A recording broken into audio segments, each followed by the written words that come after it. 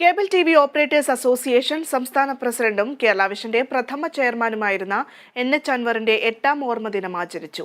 അൻവർ ഓർമ്മദിനം എന്ന പരിപാടിയിൽ reporter TV chief editor MV Nikesh Kumar അനുസ്മരണ പ്രഭാഷണം നടത്തി. മഞ്ചേശ്വരം MLA KM അഷ്റഫ് ഉദ്ഘാടനം നിർവഹിച്ചു.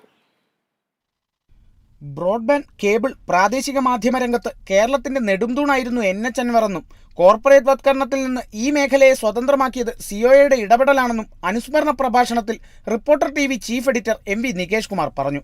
എല്ലാവരെയും സമാധാനിപ്പിച്ചുകൊണ്ട്, എല്ലാവരോടും നല്ല വാക്ക് പറഞ്ഞുകൊണ്ട്, എല്ലാവരെയും ഒടുവിൽ കൂട്ടി യോജിപ്പിച്ചുകൊണ്ട് ഇതിനെ കോർപ്പറേറ്റിനെ വെല്ലുന്ന ശക്തിയായി മാറ്റാൻ എച്ച് അൻവറിനെ പോലുള്ള പ്രഗത്ഭമതികൾക്ക് സാധിച്ചു എന്നുള്ളത് കൊണ്ടാണ് കേരളം ഇന്ന് കേബിൾ ഓപ്പറേറ്റേഴ്സിന്റെ രംഗത്ത് വേറിട്ട് നിൽക്കുന്നത്.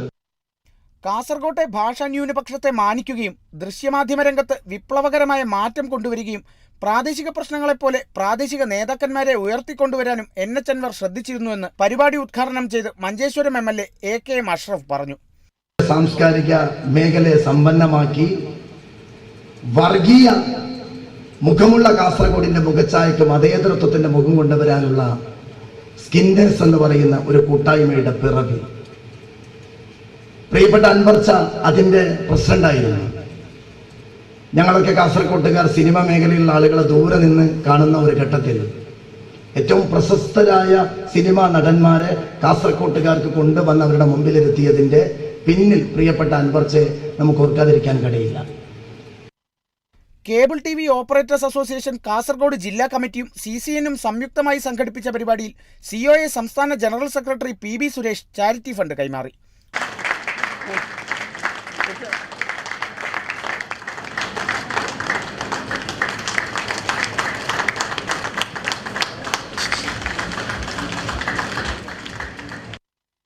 COA സംസ്ഥാന പ്രസിഡന്റ് പ്രവീൺ മോഹൻ അധ്യക്ഷത വഹിച്ചു.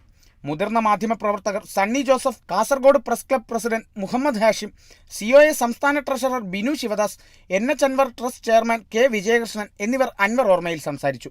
Kerala Vision News, Kasaragod.